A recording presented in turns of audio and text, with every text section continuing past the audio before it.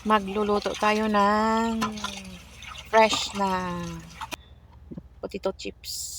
Ayan, hugasan lang natin at hiwain natin yan. Okay lang kahit walang hindi balatan. Masarap pa rin yan kahit may balat. Lagyan natin ng asin, paminta, konting mantika at ating mahit ng ganyan. Halo-halo lang. Tapos ating ilagay sa tray at ating lutuin sa oven. Ganyan lang po kabilis. Ito ay aking hapunan at ayokong mag-rice. Yan na yung itsura niya. Naluto na. Masarap po ang lasa. Yan, dumidikit sa alam mo ng foil. Ay, ang crunchy. Masarap. Solve ng aking dinner nito.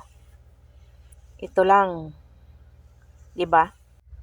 So ayun na nga, kakain na tayo. At ako'y gutom na gutom na. At 8 na, wala pang kain.